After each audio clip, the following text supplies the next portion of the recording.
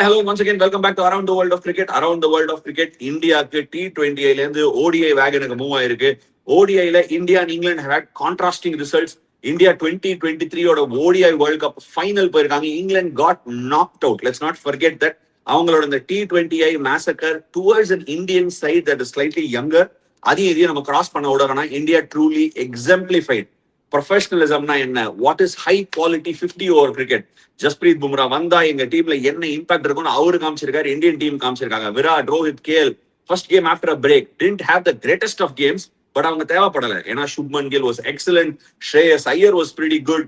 Polling attack Gurnoor Brar ஒரு நல்ல tough ஸ்டார்ட்டுக்கு அப்புறம் சூப்பரா கம்பேக் பண்ணாரு. Prasidh Krishna showed what he's God.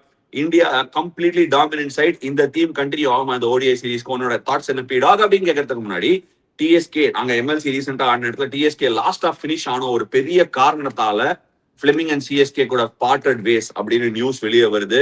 18 long years, first year கெப்டர் ரிசல்ட்ஸ் பண்ணதுக்கு அப்புறம் 18 இயர்ஸ் பிளெமிங் இந்த சிஎஸ்கே டீமோட கோச்சா இருந்திருக்காரு. ஒரு லாங் ஸ்டாண்டிங் ரிலேஷன்ஷிப் முடிவுக்கு வந்திருக்கு. இதை ரெண்டுத்தையும் டிஸ்கஸ் பண்ண போறோம். But first throwing out PDogg, India's ODI dominance, high quality side, England here and there. உன்னோட தாட்ஸ் இதுதான் இந்த ரெஸ்ட் ஆஃப் த சீரிஸோட டைம்ல தீமா இருக்குமா? நான் முதல்ல ஃபர்ஸ்ட் கிரெடிட்னா I will give it to the coaching staff. எந்த கோச்சிங் ஸ்டாஃப்க்கு? எது கோச்சிங் ஸ்டாஃப்க்கு நீ கிரெடிட் கொடுக்குற? யாரு கொடுக்குற? தம்பி, கோச்சிங் ஸ்டாஃப் இந்தியாவை பத்தினா இந்தியன் கோச்சிங் ஸ்டாஃப் தான் தம்பி. எந்த கோச்சிங் ஸ்டாஃப்னா நான் எப்படி பதில் சொல்ல முடியும்? அதுக்கு ஒரு ரீசன் சொல்றேன். Whether it is valid or not you can add on. அதாவது இப்ப கோலி, ரோஹித் சர்மா, கேஎல் ராகுல், ஜஸ்பிரீத் பும்ரா ஒரு 50% ஆஃப் த டீம் புதுசா விம்பிள்டன்லாம் பார்த்து யானிக் சின்னர் டம்முன்னு ஏசு போட்டது கைத்தட்டுலாம் பார்த்து ரிலாக்ஸ்டா வந்திருக்காங்க. த ப்ரெஷரை right from the Europe tour, அயர்லாண்டில் ஒரு ஒயிட் வாஷ், அது பத்தாதுன்னு சொல்லிட்டு T20 ஒரு ஒயிட் வாஷ் இங்கிலாண்டோட வாங்கிட்டு within not much of turn around time இந்த மாதிரி ஒரு இடி அடிச்சிருக்காங்கன்னா, ஏன்னா 12 balls to spare in T20 cricket is a convincing win. 28 balls to spare with 6 wickets with one of the batsmen retiring at is an absolute hammering. What kind of language they would have spoken, how they would have got the team together and this victory. நானே constructive criticism நிறைய பண்ணியிருக்கேன். T20 நடந்தபோது இந்த மாதிரி பண்ணிருக்கலாம், அந்த மாதிரி பண்ணிருக்கலாம், அந்த பிளேயர் ஆடி இருக்கலான்னு. அந்த மாதிரி ஒரு டேர்ன் அரவுண்ட் பண்ணியிருக்காங்க போது கிரெடிட் வேர் இட்ஸ் டியூ. ஏன்னா இந்த மாதிரி நிறைய அடி வாங்கி கண்ணெல்லாம் பழுத்து போயிருக்கு. எனக்கும் நான் இன்டர்நேஷனல் இருந்திருக்கேன். Please add on your thoughts before we can dive deep into the game. எதுக்குமே ரொம்ப கிரெடிட்டும் கொடுக்க வேண்டிய அவசியம் கிடையாது, ரொம்ப கிரிட்டிசிசமும் கொடுக்க வேண்டிய அவசியம் கிடையாதுங்கிறது என்னோட பர்டிகுலர் தாட். நான் நிறைய தடவை உங்ககிட்ட சொல்லியிருக்கேன். ஈவன் T20 லாஸ் போது the only issue I had was the rotation. கன்சிஸ்டன்டா மியூசிக்கல் சேர் மாதிரி பாட்டை போட்டு நீ உட்காருன்னு உட்கார வச்சதுதான் எனக்கு பிடிக்காத ஒரு விஷயம். இந்த ஓடிஐ செட்டப்ல வேலை எல்லாம் பண்றதுக்கு எதுவுமே இல்ல பீடா. நான் திருப்பி சொல்றேன், உனக்கும் நல்லா தெரியும் உண்மை என்னன்னு. வேலை என்ன நான் சொல்றேன், அவங்க ப்ரீவியஸ் T20 ஆடிட்டு இருக்கும் போதே இவங்க எஜ்பாஸ்டன்ல பிராக்டிஸ் பண்ணிட்டாங்க. பிராக்டிஸ் பண்ணது யாரு? ரோஹித் சர்மா, விராட் கோலி, கேஎல் ராகுல், ஜஸ்பிரீத் பும்ரா. இவங்களுக்கு நீ என்ன கோச்சிங் பண்ணுவேன்? நான் செட்டப்ல என்ன கோச்சிங் பண்ணுவேன்? இல்ல மோட்டிவேஷன் தான் பண்ணுவேன். எனக்கு நல்லா தெரியும் 2 ஸ்டாஃப் வந்தாங்க, அவங்க ட்ரைனிங் பண்ணாங்க. அவங்களுக்கு எல்லாம் பெரிய ட்ரைனிங் ஒன்றும் தேவையில்ல. என்ன எதுக்கு மண்டையாட்டினேன்? ஆஷா, தெரியாத ஆஷா, நீங்கெல்லாம் பிளேயர்ஸ் இப்பதான் கோச்சிங் செட்டப்புக்கு வரப்போறீங்க. அடி வாங்கினா எல்லாருமே முதுகுல டின் கட்டுற மாதிரி அந்த ஒரு பயமா இருக்கும். கிரவுண்டுக்கு போறதுக்கே எப்படி இருக்கும்னா, இப்ப 7 மேட்ச்ல ஜெயிக்கிறதுனா என்னன்னு பார்க்காம உள்ள போகும்போது 10 ஓவர்ல 51க்கு நோலாசுன்னு இப்படி ஃபர்னஸ்ல உட்காந்துருக்கிற மாதிரி உட்காந்துருக்கிற ஒரு ஃபீலிங்ல நிறைய இருந்திருக்கேன் ஆஷா. நானு அப்படிங்கும்போது இன்னொன்னு சொல்றேன், திருப்பி சொல்லியது மியூசிக்கல் சேரெல்லாம் இல்ல, Gambhir got it right, they one. என்னை பொறுத்த வரைக்கும் நீ குல்தீப் ஆடி இருந்தா 140 ஆல் அவுட். அவங்களுக்கு என்னோட ஒப்பீனியன் சொல்றேன், it might sound nonsense to you. நிறைய பேர் என்ன கேட்பாங்க, யோ கடைசி 100 ரன் பார்ட்னர்ஷிப் இந்த 2 ஆல்ரவுண்டர் தானே போட்டான், அது நல்லா இருந்துச்சா அப்படின்னு கேட்பாங்க. அவங்க சொல்றது கரெக்ட்.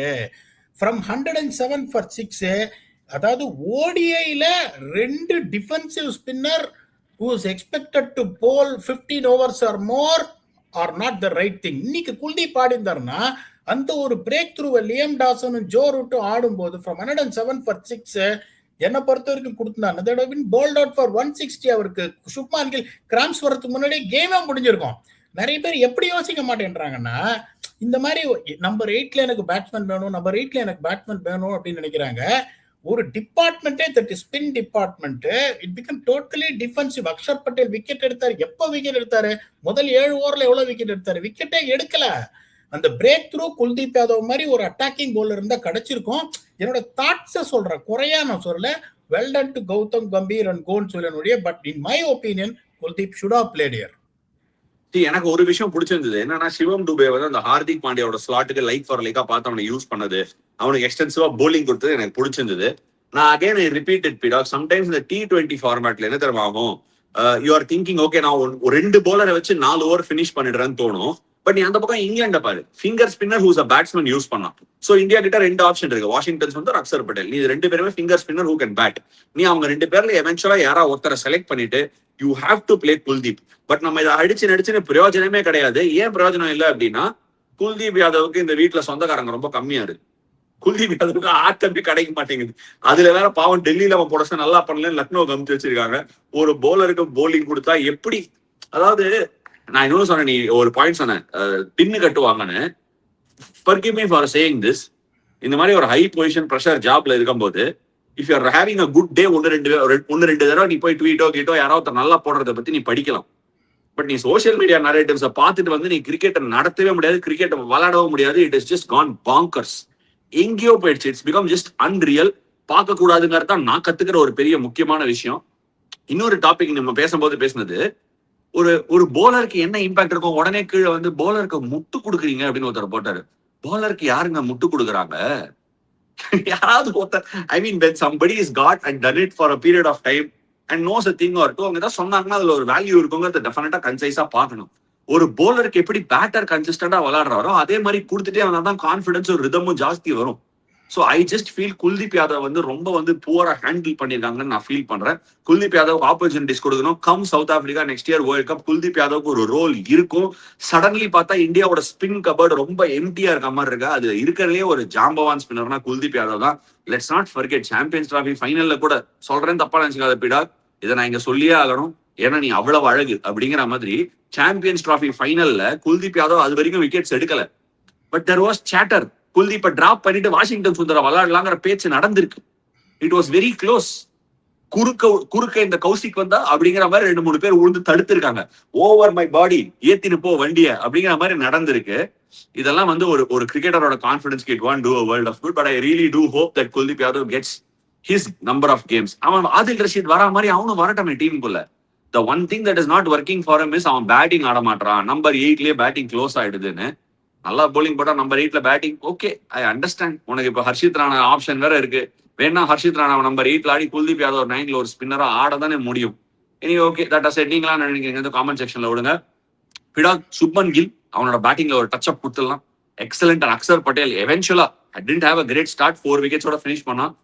வேற மாதிரி ஆனா பிடாக் சுப்மன் கில் இந்த ஃபார்மேட்ல Khattar முட்டார்னு தெரியுனா, forgive me for saying this, டெஸ்ட்லயும் பயங்கரமா ஆடி இருக்கான், T20லயும் சூப்பரா ஆடி இருக்கான். looking in great shape Shubman kill.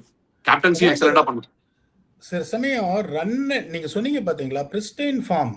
ஒரு சில சமயம் ரன் வால்யூம் ஆஃப் ரன்ஸ் அடிக்கிறத வச்சு ஒரு பேட்ஸ்மேனை புகழக்கூடாது.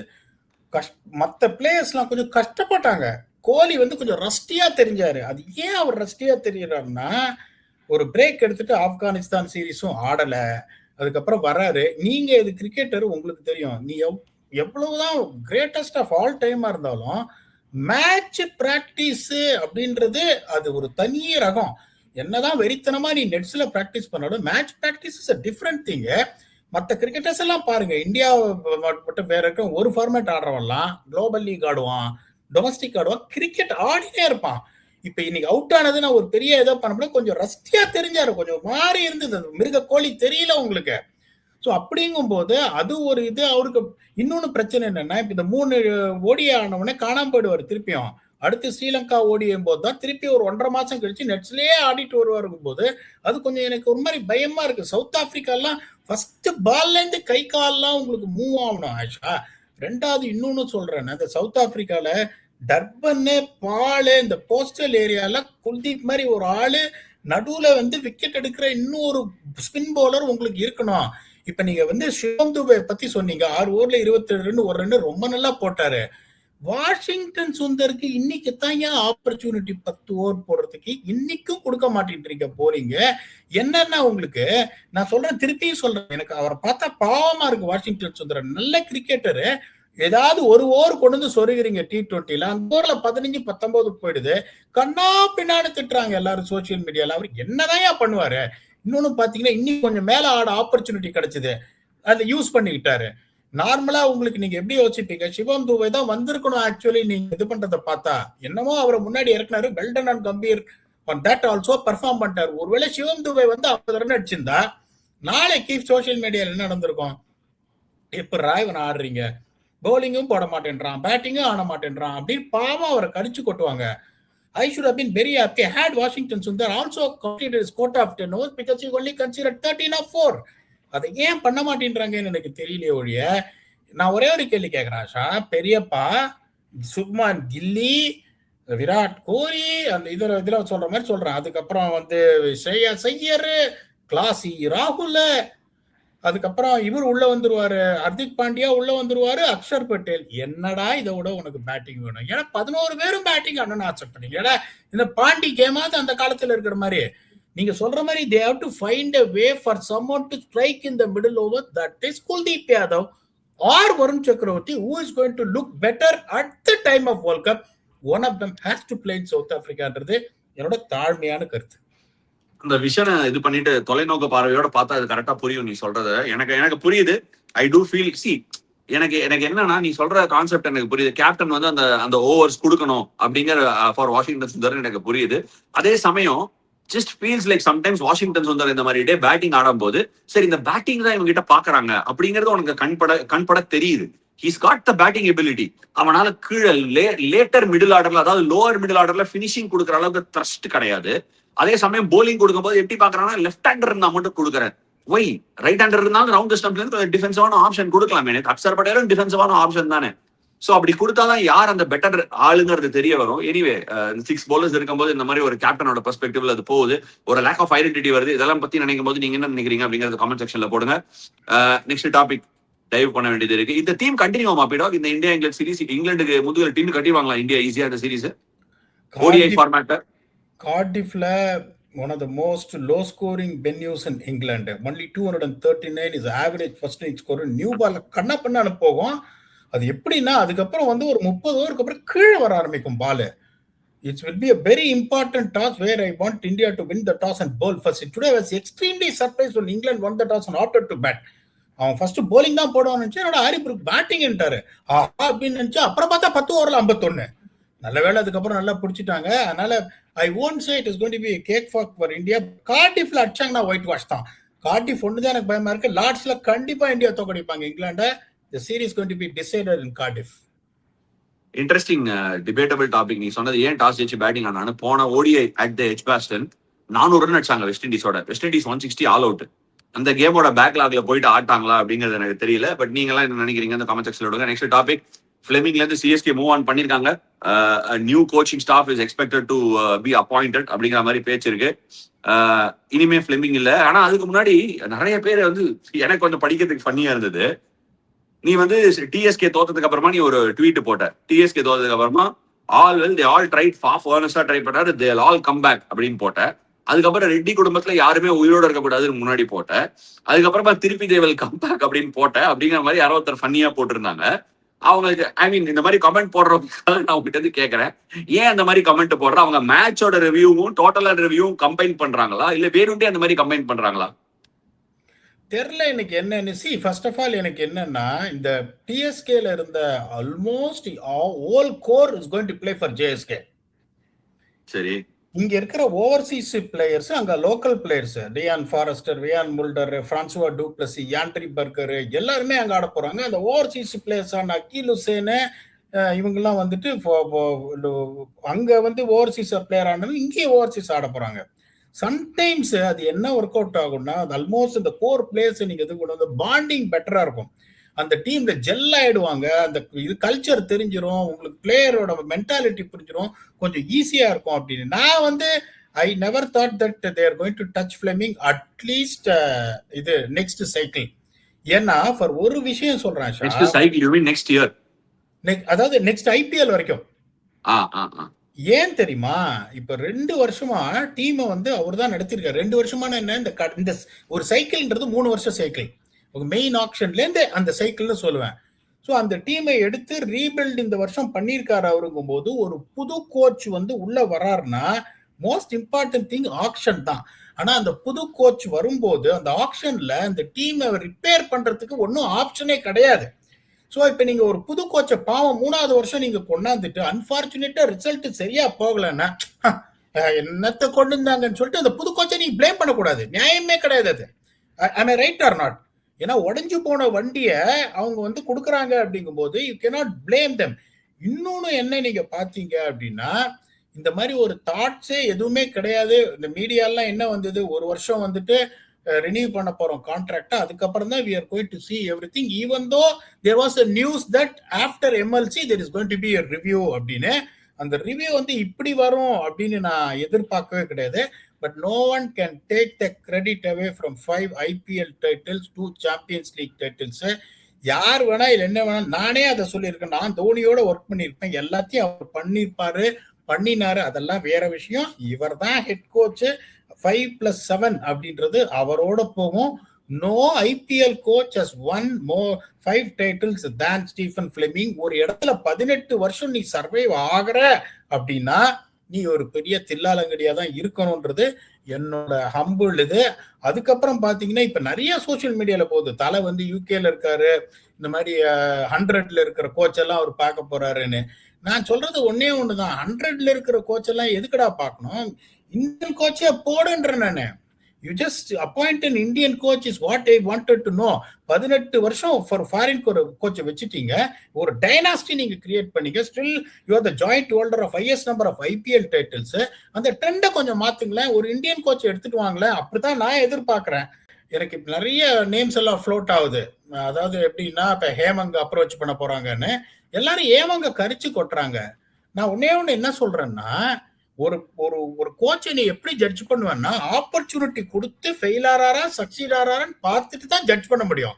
என்னை பொறுத்த வரைக்கும் the 2 IPL stints what he had with Delhi was not bad. Delhi competed 2 வருஷமும் பிளே ஆஃப்ஸ் போக வேண்டியது. ஒரு சின்ன தப்பு அங்க இங்கேயும் பண்ணதுல கேள்வி கேட்கலன்னா மறந்து போயிடுவேன், நீ பாட்டு ஒரு இதுல போயிருவேன், நான் கரெக்டா கேட்டுறேன் திருப்பி. அதாவது நீயே தான் சொன்ன அந்த டீமை வச்சு குவாலிஃபை ஆகாம ரொம்ப கஷ்டமான விஷயம். டெல்லி கேபிட்டல்ஸ் கிட்ட இருக்கிற டீமுக்கு குவாலிஃபை ஆகாம போறது ரொம்ப தப்புங்கிற. ஆனா இப்ப என்ன சொல்றேன்னா டெல்லி கேபிட்டல்ஸ் கம்பீட் பண்ணாங்க. அதாவது let me repeat it, Delhi Capitals competed hard அப்படின்னு சொல்றேன். என்னதான் சொல்ல வர, அந்த டீமை வச்சு குவாலிஃபை ஆகாது தப்புங்கிறியா இல்ல கம்பீட் பண்ணதான் சரிங்கிறியா? ஆஷா, நான் குளோபல் லீக்ல இருந்திருக்கேன், IPL இருந்திருக்கேன். IPL பிளே ஆஃப் போறதுன்றது குளோபல் லீக் ஜெயிக்கிறதுக்கு சமம் என்ன பொறுத்த வரைக்கும். ஆனஸ்டா நான் சொல்றேன். இங்க பாரு, நான் உன்னை கேட்ட கேள்வி என் கேள்வி கிடையாது, உன்னோட கேள்வியை நான் உன்கிட்டயே கேட்டிருக்கேன். அதனால எனக்கு பதில் சொல்லாத. இல்லாச்சா, நான் சொல்றேன். அப்படிங்கும் போது இப்ப ஒரு டீம் ஒரு 14 மேட்ச்ல 3 ஜெயிக்கிறாங்க, ஒரு பார்த்தாலே இவன் 2 பாயிண்ட் கொடுக்குற டீம், அந்த மாதிரி டெல்லி வரல. ஒரு சில சின்ன ஸ்ட்ராட்டஜிக்கல் எரர்ஸ் எல்லாருமே பண்ணுவாங்க. நோ ஒன் கேன் பி பர்ஃபெக்ட்ங்கும் போது என்னை பொறுத்த வரைக்கும் Hemang பதானிஸ் company is not bad to be loft அட்ன்ற. Sri Lankan premier லீக்ல நல்லா வந்து பெர்ஃபார்ம் பண்ணியிருக்காரு. இந்த ஜாப்னா கிங்ஸோட ஃபர்ஸ்ட் ஒரே ஒரு டைட்டில் தான் இது வரைக்கும் டெல்லி வந்து இருக்கிறது. ஒரே இது அல்மிரால இருக்கிறது ஒன்னே ஒன்னு IL20, அது அவர் வாங்கி கொடுத்தது. அப்புறம் TNPL டாமினேட் பண்ணாங்க. வருது TNPL இங்க கொண்டு வராதுன்னு எல்லாரும் சொல்லுவாங்க. ஒன்னே ஒன்று தான் நான் சொல்றேன் sir, you will also know that you also one TNPL for Dindigul dragons. மிச்ச 7 டீமும் ஆஷன்னா கோச்சுப்பா, அவர் ஜெயிச்சுட்டு போட்டுன்னு யாரும் விட்டு கொடுக்க போறது இல்ல. Everyone is going to compete. இல்ல இதுல நான் கிளாரிட்டி கொடுத்துறேன். இதுல ஒரு சின்ன கிளாரிட்டி கொடுக்குறேன். எனக்கு வந்து ஹேமங் பாய் நல்லாவே தெரியும், நல்ல ஒரு தோஸ்து தான். சேப்பாக் சூப்பர் கில்லிஸ் நல்லா டாமினேட் பண்ணாங்க. ஆனா யாருமே மறக்க கூடாத ஒரு விஷயம் நான் என்ன சொல்றேன்னா, இன்ஃபேக்ட் அந்த அந்த அந்த ரூலுக்கு வந்து ரொம்ப நானே வந்து மூட் பண்ணினேன். என்ன ஆச்சுன்னா TNPL எப்படி ஒர்க் ஆகும்னா, whichever team pays the highest amount of money for franchise fee, அந்த டீம் வந்து டிராஃப்ட்ல ஃபர்ஸ்ட் பிக் எடுக்கும். அதாவது ஏர்லி ஆன் வந்து TNPL ஸ்டார்ட் ஆன போது ஃபர்ஸ்ட் பிக் 2T பேட்ரியட்ஸுக்கு, செகண்ட் பிக் CSGக்கு, where Hemang was the coach. First 4 வருஷம் 2T பேட்ரியட்ஸ் ஒரு title, CSG 2 title. Then I said the others don't have a chance. நாங்க 7th, ஏன்னா எங்களுக்கு 7வது பிக் அந்த டிராஃப்ட். நான் சொன்னேன் நாங்க 2 எல்லாவற்றையும் ஃபைனல் வந்திருக்கோம், பட் எங்களுக்கு சான்ஸே கிடையாது. Best players will always go to these picks. ஏன்னா நீ 8 பேர் எடுப்ப, திருப்பி இவங்களே ஃபர்ஸ்ட் 2 பிக் எடுப்பாங்க. நோ அஃபென்ஸ், பட் அப்ப அதுதான் ரூல். அதுக்கப்புறம் என்னாச்சு, கோவிட் வந்ததுக்கு அப்புறமா யாருமே பிரான்ச்சைசி ஃபீ கட்ட வேணாம்னு சொல்லிட்டாங்க. Then everybody is equal, right? So அப்ப ஆக்ஷன் வைக்கணும் அப்படிங்கிறதுக்கு ரொம்ப புஷ் பண்ணி அந்த 2018 கூட டிராஃப்ட் தான் இருந்தது. அந்த டிராஃப்ட் இருந்த வருஷம் கூட நம்ம 2018-19 எப்படிதான் அந்த டீமை லேண்ட் பண்ணோம்னு எனக்கு இனி வரைக்கும் புரியல. ஒரு கடப்பார டீம் வச்சிருந்தோம். சோ எஸ், சிஎஸ்சிக்கு ஹேமங் பாய் சூப்பரா பண்ணிருக்காரு, டிசிக்கு நல்லா பண்ணிருக்காரு, துபாய் கேபிட்டல்ஸ்க்கு சூப்பரா பண்ணிருக்காரு. பட் டிஎம்பிஎலோட கொரலேஷன் அங்க கொண்டு வர வேணாம் இந்த பர்டிகுலர் கேஸ்ல நான் நினைக்கிறேன். நீ சொன்னது ஒத்துக்கிறேன். IPL is very very different kettle of fish. It's a beast. நான் ஒத்துக்கிறேன். இல்ல correct. See thanks for putting forward this. இதெல்லாம் எனக்கு தெரியாது. நான் எப்படியுமே ஒரு ரிசல்ட்டை இதை தான் நான் பார்ப்பேன். அப்படிங்கும்போது இப்போ அவர் வந்து ஒன்னொன்று என்னன்னா, அவர் பெருசா 100 டெஸ்ட் எல்லாம் ஆடல. அந்த ஒரு 100 டெஸ்ட் எல்லாம் அவர் ஆடல அப்படிங்கும்போது அவர் அந்த ஒரு இதுலயே வந்து அதுவும் என்ன சொல்லிட்டாரு, இந்த மாதிரி அவர் மாதிரி ஒரு மாதிரியான வெசடைல் கேரக்டர். எனக்கு ரொம்ப பிடிக்கும் ஹேமங் பதானி. அந்த அண்டர்-19 நாங்க ஒன்னா ஆடி இருக்கோம். அப்போ ஒரு மாதிரியான ஒரு கேரக்டர் அவரு. அந்த மாதிரி ஒருத்தர் நிறைய கிரிக்கெட் ஆடாதவரு எனக்கு வந்து ஷைன் பண்ணணும், நான் ரொம்ப ஹாப்பியா இருப்பேன். தலை எடுத்துட்டாருன்னா சிஎஸ்கேவை, அதுக்கப்புறம் நீ பேச்செல்லாம் எதுவுமே பேச அப்படி போட்டுட்டு போயினேரு. அப்படி தலை எடுக்கல அப்படின்னா I would ideally want to have Hemang Badani இந்த setup and I also want Sridharan Sriram to be retained இந்த செட்டப். இந்த ஸ்ரீதரன் ஸ்ரீராமும் ஒரு சின்ன வயசுல இருந்து எனக்கு தெரியல, ஒரே செட்டு ஹேமங் ஸ்ரீதரன் ஸ்ரீராம. அவரும் எப்படின்னா ஒன்னேன்னு சொல்றேன், Sridharan Sriram is a very knowledgeable coach. ரொம்ப குவைட்டான ஒரு ஆளு, ஒரு நல்ல ஆளு. இப்ப நிறைய பேர் எப்படி யோசிக்கிறாங்கன்னா ஒரு பர்சனாலிட்டியை வச்சு டிசைட் பண்றாங்க ஷா. இப்ப பாத்தீங்கன்னா இப்ப Sridharan Sriram is also coming in the same bracket Hemang Badani. played for India but not as much as someone to be remembered. ஒரு 500 விக்கெட், ஒரு 10,000 ரன் அந்த மாதிரி இல்லன்றதுனால ஒரு மாதிரி பாக்குறாங்க. அப்படிங்கும்போது one guy I would rather say they really wanted to keep on. இந்த மாதிரி எடுத்துட்டு வர பாப்பா ஒரு ஹேமங் தலை இல்லைன்னா, திருப்பி சொல்றேன், தலை வந்துட்டாருன்னா அதுக்கப்புறம் அவருக்கு தெரியும் யார் எடுத்துட்டு வரணும். அவர் இல்லைன்னா I would rather want to have Hemang Badauni, Sridharan Srirama, Abhinav Mukund as talent scout, Anirudh Srikanth as talent scout. இந்த மாதிரி ஒரு ஃபிளம்பாயன்ட் டீம் எடுத்துட்டு வரணும்னு நான் பார்ப்பேன். I see CSK definitely will do well. They will be the first one to get the 6th title. They will be the first one to get the 6th title அப்படின்னு சொல்லியிருக்காரு. அதை பத்தி என்ன நினைக்கிறீங்க அந்த காமெண்ட் செக்ஷன்ல விடுங்க. பட் அதுக்கு முன்னாடி நான் என்ன நினைக்கிறேன் அப்படிங்கறதையும் நான் சொல்லிடுறேன். ஒரு செட்டப்ல, அதாவது வந்து பீடாக், ஒரு செட்டப்ல உனக்கே தெரியும், தோனி இருக்கிற செட்டப்ல நீ ஆர்பிஎஸ்ஜில வேலை பார்த்திருக்க. தோனி இருக்கிற செட்டப்ல கோச்சஸோட jobs are much more easier. பெரிய ஜாப் ஒன்றும் கிடையவே கிடையாது. You have to basically run laundry work. அதாவது லாண்ட்ரி ஒர்க்னு சொல்றதோட அதை கிளியரா எலாபரேட் பண்றேன். நல்ல பிராக்டிஸ் கொடுக்கணும். ஏன்னா Dhoni believes in very very good practice, solid practice கொடுக்கணுங்கிறதுல அவர் பிலீவ் பண்ணுவார். ஒண்ணு. நெக்ஸ்ட் ஓவர் நைட், அதாவது ஐபிஎல்ல பார்க்காத நிறைய விஷயங்கள் இதெல்லாம். முக்கியமா என்னன்னா ஓவர் நைட் மேட்ச் ஆனதுக்கு அப்புறம் what time do you take the flight next day, அதெல்லாம் ரெக்கவரிக்கு மேண்டேட்டரி. உன்னோட ஸ்டாஃப், உன்னோட பிசியோ, உன்னோட ட்ரெயினர்லாம் are they on top of the game? எல்லா பிளேயர்ஸோடையும் ட்ரைனிங் ஸ்கெட்யூல் கரெக்டா பாத்துருக்காங்களா? பிசியோ ஒர்க் லோட் மேனேஜ்மெண்ட் நல்லா மெயின்டைன் பண்ணிருக்காரா? அவங்களோட ஒரு communication weekly once or if not once in 3-4 days ஒரு டீம் மீட்டிங், அதாவது கோச்சிங் ஸ்டாஃப் டீம் மீட்டிங். எல்லா பிளேயர்ஸ்க்கும் இனஃப் வால்யூம் கிடைக்குதா? One of the areas I firmly believe PDogg, I firmly believe I'm sticking out. CSK நான் மற்ற டீம் விளையாடிட்டு ஆர்ஆர்லாம் விளையாடிட்டு CSK last time step in பண்ணும்போது ஒரு விஷயம் I definitely felt was lacking massive was that the playing players and the non-playing players also அவங்களுக்கு வால்யூம் ரொம்ப குறைவா கிடைச்சது. But that was never the case in the past with CSK. அது ஏன் எதனாலன்னு எனக்கு தெரியல. Volume was definitely low. non-playing players-உம் நிறைய volume கிடைச்சாதான் அவங்களாலையும் they can trust and come forward and play. So இதை வந்து நல்லா அண்டர்ஸ்டாண்ட் பண்ண ஒரு ஆள் ஸ்ரீதரன் ஸ்ரீராம். நீங்க எல்லாம் ரொம்ப கோச்சஸ் எல்லாம் தேடுறீங்க, எனக்கு அதுக்கெல்லாம் அவசியமே படாதுன்னு நான் ஃபீல் பண்றேன். தோனி இருக்கிற ஒரு டீம்ல அவர் தான் எடுத்து நடத்த போறாரு, அவர் தான் ஷார்ட்ஸ் கால் பண்ண போறாருன்னா டு ஹேவ் another கோச் எனக்கு தெரியல அந்த கமராடரி எப்படி ஒர்க் ஆகணும். ஃபிளெமிங் சூப்பரா தோனியை புரிஞ்சுன்னு அந்த ஒரு ரிலேஷன்ஷிப் ஒர்க் ஆயிடுச்சு. தோனிக்கு அழகா Fleming was able to play that nice second fiddle and it really worked as magic for them. இப்ப தோனி இருக்கிற ஒரு டீம்ல இன்னொரு when I say is there a requirement for another alpha? Maybe not. இன்னொரு ஆல்பாக்கு அங்க ரெக்வயர்மெண்டே இல்ல. அப்படிங்கிற போது என்னோட personal guess and opinion is that Sridharan Sriram, Rajeev and probably other bowling coach, என்னோட guess could well be someone like Munaf Patel, like Nishant Sharma. இந்த மாதிரி யாராவது ஒருத்தர் அவரோட பேட்ஸ்ல ஆன ஒருத்தர் bowling கோச்சா எடுத்துட்டு வந்து 1-2 more assistant coach. Already KB Arun Karthik போன தடவை ஏதோ வேலை பண்ணிருக்காரு சிஎஸ்கேன்னு சொல்லியிருக்காங்க. இந்த மாதிரி ஸ்டாஃப் லைட் மாடலை வச்சு தோனி கிரிக்கெட்டிங் கால்ஸ் எடுத்து ருத்ராஜோட கம்யூனிகேட் பண்ணி டாக்டிக்கல் டிசிஷன்ஸ் எடுக்கணும் அப்படிங்கிறது என்னோட guess. That is a good model. அது எப்படி போகுது, அது அவங்களுக்குள்ள என்ன ரிலேஷன்ஷிப், என்ன கனெக்ஷன், என்ன டாக்ஸ் எனக்கு தெரியல. நம்ம என்ன வேணா நினைக்கலாம், கடைசியில யார் என்ன நினைக்கிறாங்க அது முக்கியம் இல்ல, கடைசியில வேதா என்ன நினைக்கிறாங்கிறது தான் முக்கியம். இப்படிதான் நடக்குங்கிறது என்னோட கெஸ்ட் பீடா. பியூட்டிஃபுல்லா சொன்னீங்க. அவர் என்ன பண்ணுவாருன்னா, என்னோட நிறைய நீங்க இருந்திருக்கீங்க, நான் தெரிஞ்சதை சொல்றேன், நீங்க தான் அதை வந்து கரெக்டா இல்லையான்னு சொல்லணும். அந்த பர்டிகுலரா வந்துட்டு அந்த ஆர்பிஎஸ்ல இருக்கும்போது என்ன பண்ணுவாரு, வெறித்தனமா பிராக்டிஸ் பண்ணுவாரு. ஓகே, அவர் வந்து அந்த ஆக்ஷன்ல டீம் செலக்ட் பண்ணும்போது பயங்கரமா இன்வால்வ் ஆவார். எனக்கு இந்த பிளேயர் வேணும், எனக்கு இந்த பிளேயர் வேணும் அப்படின்றத அவர் சொல்லிடுவாரு. ஒண்ணு அதை எடுக்கணும் அப்படின்னுவாரு. பிளேயிங் 11 அவர் தான் செலக்ட் பண்ணுவாரு. டாஸை வின் பண்ணா பேட்டிங்கா போறீங்க அவர் தான் டிசைட் பண்ணுவாரு. எந்த பவுலரை எப்ப கொண்டு வரணும் அவர் தான் டிசைட் பண்ணுவாரு. அவர் தான் டிசைட் பண்ணணும். ஏன்னா ஜெயிச்சிருக்காரு, ஜெயிச்சு காமிச்சிருக்காரு எல்லாத்தையும். கோச்சுக்கிட்ட அவர் என்ன சொல்லுவாருன்னா, பிராக்டிஸ் செஷன் உன்னோட கம்ப்ளீட் ரெஸ்பான்சிபிலிட்டி. அவர் வந்து என்ன பண்ணுவாரு, பிராக்டிஸ் பண்ணிட்டு டக்குன்னு கிளம்பி போயிடுவார் நிறைய டைம். அந்த 2017 நீங்க இல்லாத போது தான் அவரோட பயங்கர க்ளோஸ் ஆன இந்த நெட்ஸ் எல்லாம் இது பண்ணும்போது என்ன பண்ணுவாரு, ஒரு பென் டிரைவை கொடுத்துருவாரு. ஓகே, நாங்கெல்லாம் ஃபுல்லா இருக்கணும், நான் அவரோட கூட போட முடியுமா? அப்போ ஒர்க் பண்ணிட்டு உடனே என்ன பண்ணுவாரு, என்னோட வீடியோ எல்லாம் கரெக்டா இந்த மாதிரி ஆங்கிள் வந்துட்டு எனக்கு எடுத்துட்டு இந்த போலர்ஸ் நீ வந்து என்னென்ன அவங்க விட்டு போட சொல்ற மேட்ச் சிமுலேஷன் இது பண்ணிட்டு ஒவ்வொன்றா எனக்கு வந்து ஒரு பேக்கேஜ் மாதிரி என்னென்ன ஒய்டியா இருக்கிற இது இந்த சிமுலேஷன்ல அப்படின்னு எழுதி கொடுத்துரு, அந்த இதுல வந்துட்டு நான் பார்க்கணும் வீடியோன்ட்டு போயிடுவாரு. He expects the coach to run the practice session in length. அவர் எப்படி நீங்க சொன்னீங்க பாருங்க, இஷாந்த் சர்மா மாதிரி ஒருத்தன் 20 நிமிஷம் பேட்டிங் ஆடணும்னு அவர் எதிர்பார்ப்பாரு. I want Ishant Sharma to bat 20 minutes. அந்த ரெஸ்பான்சிபிலிட்டி கோச் எடுத்துக்கலாம். ரெண்டாவது பாத்தீங்கன்னா, டெக்னிக்கலா ஏதாவது ப்ராப்ளம் இருந்ததுன்னா பேட்டிங் போலிங்ல he wants that coach to do that. அதெல்லாம் அவர் பண்ணவே மாட்டாரு. யாருக்கும் டெக்னிக்கலா வந்துட்டு அன்லஸ் ஏதோ போய் கேட்டாலும் சொல்லவே மாட்டார், நிறைய பார்க்க மாட்டார் பிராக்டிஸ்ல. அவர் கோச்சுக்கிட்ட என்ன எதிர்ப்பு இதெல்லாம் நான் பார்த்து டீமை நான் எடுத்துடுறேன், பிளேயிங் 11 எடுத்துடுறேன், டாஸ் டிசிஷன் நான் பாத்துக்கிறேன், ஸ்ட்ராட்டஜி நான் பாத்துக்கிறேன், ஸ்ட்ராட்டஜி மீட்டிங்லாம் நான் வரவே மாட்டேன்.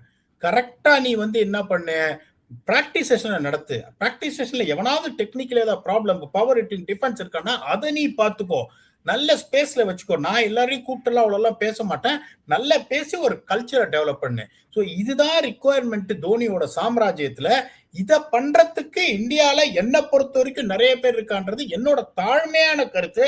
தோனியை பத்தி எனக்கு தெரிஞ்சதை நான் சொல்லிட்டேன். 2 வருஷம் ஒர்க் பண்ணி, நீங்க பல கோடி வருஷம் ஒர்க் பண்ணிருக்கீங்க. So I want you to add on. Simple question. இப்ப நம்ம தான் இப்ப டீம் மேனேஜ்மெண்ட் ஓனர்ஷிப் அப்படின்னு ஒண்ணு இருக்கு அப்படின்னா, they need clarity on 2 things பீடா. எல்லாமே என்னை பொறுத்த வரைக்கும் லைஃபும் சரி, பிசினஸ் மேனேஜ்மெண்ட் எதுவா இருந்தாலுமே சரி, runs extremely well on clarity. Black white, sure there are grey lines. அந்த கிரே லைன்ஸ் வந்து எந்தெந்த இடத்துல நீ யூஸ் பண்ணமோ டிப்ளமசிக்கு யூஸ் பண்ணிட்டு மூவ் பண்ணிட்டு போயினே இருக்கணும். But as an ownership or management அவங்களுக்கு கிடைக்க வேண்டிய கிளாரிட்டி என்ன அப்படின்னு நான் பாக்குறேன். அவங்களுக்கு என்ன கிடைக்கணும்னா, is this team being run with Dhoni R without Dhoni? Okay, இந்த கிளாரிட்டி வேணும். அதாவது நான் ஏன் இதை நான் உங்ககிட்ட சொல்றேன் அப்படின்னா, வித் தோனி அப்படின்னா என்ன ஆகும் அப்படின்னா, உதாரணத்துக்கு வந்து ஒரு டைரக்டர் ஆஃப் கிரிக்கெட் அப்படின்னு நம்ம வச்சுக்கலாம். ராஜஸ்தான் ராயல்ஸ் ஜுபின் பரூச்சா இருந்தாரு, சங்ககாரா இருந்தாரு. அவங்களோட வேலை என்னன்னா, through the season let me rewire this. Through the season IPL போது மட்டும் இல்லாம எந்தெந்த பிளேயர் எங்க நல்லா விளையாடுறாங்க, சிபிஎல் என்ன நல்லா நடக்குது, சிபிஎல் டீம் எப்படி நடக்குது, ஏன்னா பார்படோஸ் ராயல்ஸ் ரன் பண்ணாங்க, SA20 எப்படி ரன் ஆச்சு, how are the teams being run. ஏன் அப்படின்னா, when you run teams in different leagues, நீ ஒரு ஸ்டாஃப் போடணும், ஒரு ஸ்ட்ரக்சர் வைக்கணும்.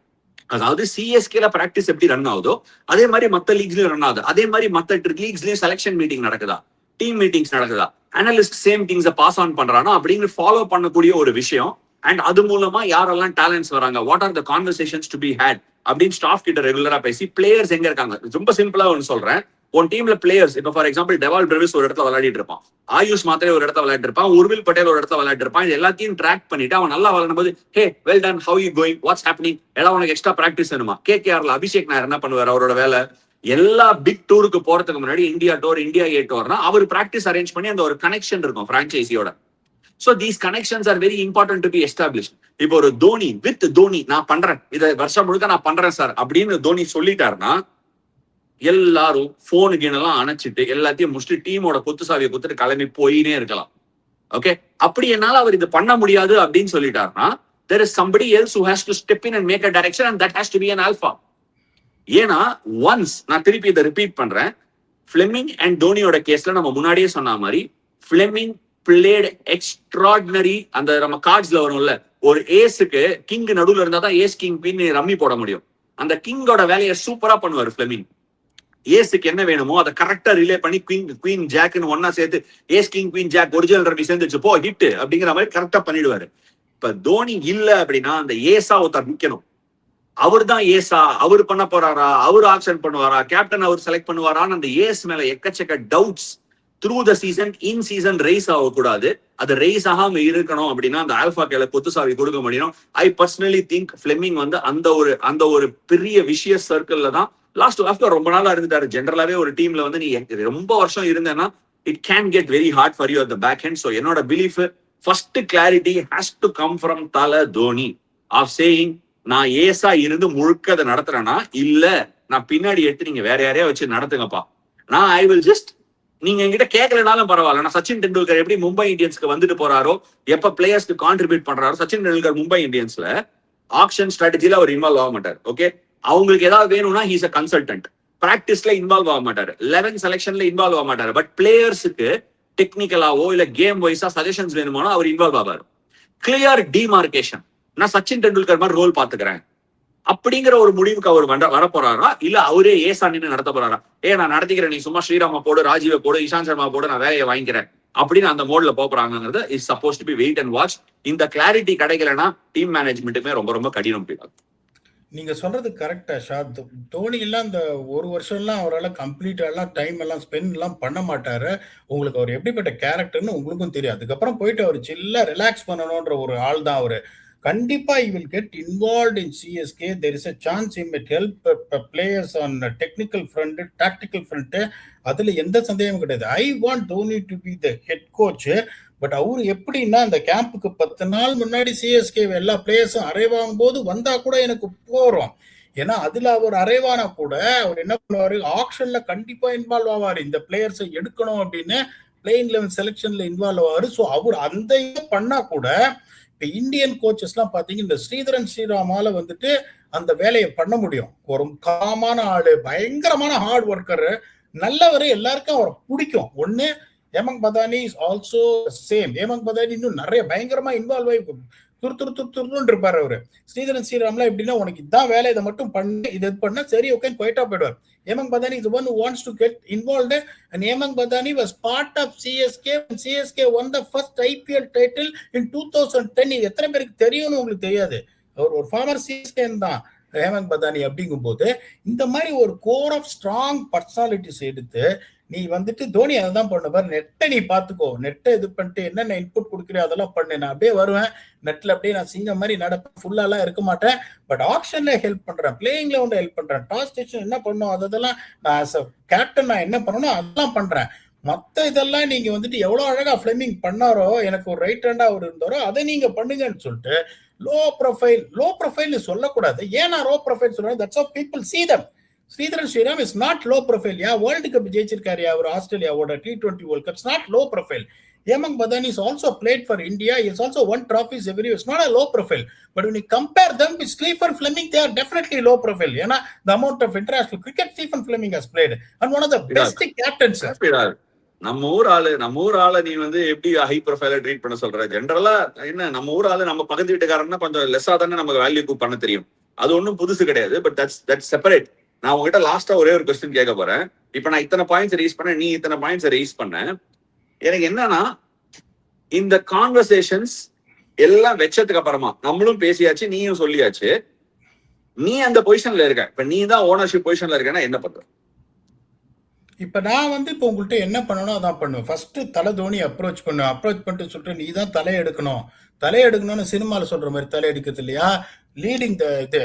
ஸோ நீ உங்களை மாதிரி நான் இன்னொன்னு சொல்றேன் ஆஷா, ஒரு சிலர்லாம் பார்த்தாலே இன்ஸ்பைரிங்கா இருக்கும். If anyone is saying that Dhoni is not an inspiring person, when you walk next to you, I am sorry, that person has got a problem, no matter who they are. அப்படிங்கும் போது அந்த மாதிரி ஒரு inspiration, ஒரு ஒளி வட்டம் என்னோட டீமுக்குள்ள இருந்தா எனக்கு போறோம் அப்படின்னு தான் சொல்லுவேன். தலை நீ என்ன பண்ணணும்னு நினைக்கிற அதை சொல்லு, நீ தான் பண்ணணும், நீ என்ன பண்ணணும்னு நினைக்கிறேன்னு முதல்ல அவர்கிட்டே கேட்டுருவேன். அவர் ஏதாவது சொன்னார்னா கொஞ்சம் கம்மியா சொல்லிட்டாருன்னா மெதுவா அவரை கொண்டு வர பார்ப்பேன். அவ்வளோலாம் நீ பண்ண வேணாம், ஆக்ஷன்ல கொஞ்சம் உட்காரு, பிளேயிங்ல ஹெல்ப் பண்றது கொஞ்சம் இது பண்ணு. சொல்லிடுறேன். டாஸ் இப்ப ஜெயிச்சா என்ன பண்ணணும், இது பண்ணு, டக் அவுட்ல உட்காரு, மத்ததெல்லாம் நாங்க பாத்துக்கிறோம் அப்படின்னு உனக்கு லைட்டா அவர் கொழுப்புடா, உட்காந்துருவாங்க. உனக்கு கொழுப்புடா. அதாவது தோனிய நேக்கா நாசூக்கா நெழுவி சுழிவோட நீ ஏமாத்துவ. அதாவது நீ இப்படி எல்லாம் பண்ணா போதும் அப்படின்னா கேக்குற ஆளு சின்ன குழந்தை. உனக்கு தெரியும்ல அவர் எவ்வளவு பெரிய உஷாரான ஆளுன்னு. இதெல்லாம் சொல்லி அவரை ஏமாத்த முடியுமா? But I would genuinely say for the fans sake and even for the franchise sake, Dhoni இருக்காரு. அதாவது இது எப்படின்னா இன் ஆர் அவுட். அவர் இன் அப்படின்னா ஃபுல்லா அவர் தான் ஆல் இன் என்ன பொறுத்த வரைக்கும். If you are in you are all in. If you are not in, இல்லடா நான் உனக்கு சொல்றது என்னன்னு புரியுது, இன் ஆர் அவுட் தான். பிளேயர்ஸ்க்கு சரி, மேனேஜ்மெண்ட்டுக்கு சரி, எல்லாருக்குமே சரி, when you are in, Dhoni is all in. கொத்துசாவியை கொடுத்துட்டு 10 வருஷத்துக்கு மறந்துடுங்க. If he is out, there has to be another alpha who will have to come and do everything from the scratch. ஏன்னா ஒரு மெகா ஆக்ஷன் சைக்கிள் வருது, and that person should have the freedom to work on whatever he wants to work. இப்போ ஒரு உதாரணத்துக்கு சிம்பிளா நான் உனக்கு சொல்றேன். கௌதம் கம்பீர் வந்தாரு, ஓகே, ராகுல் டிராவிட் தான் முந்தின டென்யூர்ல இருந்தாரு. முந்தின டென்யூர் ராகுல் டிராவிட் இருந்தாரு. அதுல இருந்து அந்த ஸ்டாஃப்ல மிச்சம் இருக்கிற ஒரு ஆள் டி திலீப். ட்ரெயினர் கூட மாத்திட்டாங்க. அந்த பிசியோ கமலேஷ் இருக்காரு. கமலேஷ் வந்து கௌதம் கம்பீரோட கேகேஆர்ல ஒர்க் பண்ணிருக்காரு முன்னாடி. டி திலீப்பை தவிர there has not been anybody in that team. Gautham Gambhir வந்துட்டார்னா ராகுல் டிராவிடோட பிலாசபியை கூட ஃபாலோ பண்ணணுங்கிற உறுதி கிடையாது. He's completely change his philosophy. அப்படி இருக்கும்போது இன்னொரு ஆல்பா தான் நமக்குள்ள ஒரு விஷயம் என்னன்னா, ரெண்டு ஆல்பா ரெண்டு. இன்னும் ஐ பர்சனலி ஃபீல் கிரிக்கெட் கம்யூனிட்டியில மாற வேண்டிய ஒரு விஷயம் என்ன தெரியுமா பீடா, மாறியே ஆகணும், ரொம்ப ப்ரொஃபஷனல் ஆயிடுச்சு. A debate or an argument or a conversation or a point of difference or difference in view, இது எதுவுமே பர்சனல் கிடையாது. The problem is the problem. Person versus பர்சனே கிடையவே கிடையாது. இதை என்னைக்கு நம்ம அணுகுறோமோ அன்னைக்கு வந்து ஒரு 2-3 ஆல்பா சேர்ந்து ஒரு டீமுக்கு எக்ஸ்ட்ராடனரி ரிசல்ட் கொடுக்க முடியும். எந்த இடத்துல இங்க பாரு, இந்த இடத்துல நான் ரிவர்ஸ் கியர் போட்டுக்கிறேன், இந்த இடத்துல நீ ஃப்ரண்ட் கியர் போட்டுக்கோ, இந்த இடத்துல நீ ஹை ஸ்பீட்ல தூக்குமாமே அப்படின்னு சொல்லி ஒரு 3 பேர் நல்ல நாலேஜ் இருக்கிறவங்க ஆல்பாவா டீம்ல வேலை செஞ்சா அதோட ஒரு லீத்தல் காம்பினேஷன் வரவே முடியாது. இதுல என்னன்னா 3-4 ஆல்பா இருக்கும் போது அவங்க அந்த பாயிண்ட் ஆஃப் டிஃபரன்ஸை பார்த்து டீம் தான் நம்மளோட மெயின் கருத்து அப்படின்னு நினைச்சு தன்னை பத்தி ஈகோவை எடுத்து ஓரமா வச்சாங்கன்னா எனிபடி கேன் ஒர்க் பீடா. எனக்கு தெரிஞ்சு சிஎஸ்கேக்கு right direction in my view is Thala Dhoni taking over. Whether that happens or not, we have to wait and see. தம்பி அது பர்ஃபெக்டா சொல்லிட்டீங்க. அதுதான் ஒரு சில சமயம் எப்படின்னா, அவர் நான் வரேன் எடுத்துக்கிறேன்னு நினைச்சிருப்பாரு, நீ எல்லாத்தையும் நீயே பண்ணு அப்படின்னா, whether it is going to take my family time out, I have already been on the road for so much of time. எப்பா எனக்கு இவ்வளவு ரெஸ்பான்சிபிலிட்டி வேணா என்ன விட்டுரு, நான் ஒரு வருஷம் சபாட்டிக்கல் பிரேக் எடுத்துக்கிறேன்னு உள்ளதும் போயிடுமோன்னு நான் பயப்படுறேன். அந்த மாதிரி ஒரு ஆள்ல நீங்க என்ன பண்ணணும்னா, நீங்க வந்து வேலை கொடுக்குறோன்றதே சொல்லாம நான் சொல்றத ஒன்னும் பெருசா பண்ண வேணையா, ஆக்ஷன்ல உட்காந்து டீம் எடுத்துரு, டீம் பிளேயிங் லெவனுக்கு ஹெல்ப் பண்ணி இம்பாக்ட் எப்படி யாருன்னு சொல்லிட்டு டாஸ் பிச்சை மட்டும் பார்த்துட்டு ஜெயிக்கிறது டாஸ் இதுன்னு சொல்லிட்டு அப்புறம் போலர்ஸ் கொஞ்சம் லைட்டா எப்படி யூஸ் பண்ணுதுன்னு சொல்லிட்டு வேற எதுவுமே நீ பண்ண வேணாம், மற்றதெல்லாம் அவங்க பார்த்துப்பாங்கன்னா இப்படி சொன்னா ஒருவேளை ஏமாத்த சான்ஸ் இருக்கு. கம்மியா தான் இருக்கு, நிறைய இன்வால்மெண்ட் இருக்க போறதுல வர சான்ஸ் இருக்கு. அதை விட்டு நீங்க சொல்ற மாதிரி, ஏன்னா நீங்க சொல்றது தான் கரெக்டான சொல்யூஷன். அந்த மாதிரி ஒரு சூரிய ஒளி தான் முன்னாடி நிக்கணும். ஆனா அவரு பாக்குறாரு, எப்பா நான் நிறைய பார்த்துட்டேன், 18-19 வருஷம் ஐபிஎல்ல இருந்துட்டேன், இன்டர்நேஷனல் கிரிக்கெட் இருந்துட்டேன், கொஞ்சம் பிரஷர் இல்லாம நான் ஜாலியா லைஃப்ல இருக்கணும், எனக்கு ஆனா பாண்டார்னா உள்ளதும் போயிடும் அப்படின்றதுனால இப்படி லைட்டா அந்த குழந்தைக்கு சொல்ற மாதிரி சொல்லுவேன். ஒன்னும் கிடையாது, 9 மணி நேரம் படி, 1 மணி நேரம் நீ விளையாடலாம் அப்படின்னா அது ஜாஸ்தியா சொல்லுவேன். 1 மணி நேரம் போயிட்டு எப்படி வேணா விளையாடு, இன்னும் 9 மணி நேரம் படிச்சா போறோம்னா 1 மணி நேரம் விளையாடலாமான்னு குழந்தை ஏமாற சான்ஸ் இருக்கு. அப்படி சொல்றேன் நான். மக்களை நீங்களே பாருங்க, யாரை எப்படி ஏமாத்த சொல்ல பாருங்க. அவர் என்ன ஏமாற போறதையா? சரி, ஓகே, ஒரு extraordinary debate, Indian ODI cricket, Indian ODI game, அதுக்கப்புறம் சிஎஸ்கே, ஃபிளெமிங், வாட் நெக்ஸ்ட் அப்படின்னு எல்லாமே டிஸ்கஸ் பண்ணிருக்கோம். நீங்க எப்படி என்ன நினைக்கிறீங்க? What are your thoughts on the discussion? ரெண்டு பேருமே வேற வேற பெர்ஸ்பெக்டிவ் வச்சிருக்கோம். ஃபர்ஸ்ட் ஆஃப் ஆல் நீங்க புரிஞ்சுக்க வேண்டியது என்னன்னா, நான் கொடுக்குற பெர்ஸ்பெக்டிவ், அவர் கொடுக்குற perspective, what do you think is right அப்படிங்கறது கமெண்ட் செக்ஷன்ல விடுங்க. Thank you so much for joining us on this episode of around the world of cricket. ரொம்ப என்ஜாய் பண்ண. ரொம்ப நாளுக்கு அப்புறம் பீடா ஒரு சூப்பர் எபிசோட்ல அப்படியே முட்டு குத்து கலக்கி இருக்காரு. பீடா தேங்க்யூ சோ மச். உனக்கும் டைம் ஜோன் டிஃபரெண்ட் நினைக்கிறேன். போ பிராக்டிஸ் கிளம்பி போ. ராத்திரியா? ஆமா, இங்க கயானால ராத்திரி 11:30 மணி, 11:45. சரி, ஓகே, நாங்க யூனிகார்ன் ஸ்ட்ரைட்ல அடிச்சுட்டு உன்னை நான் சந்திக்கிறேன். Right, thank you so much for joining as.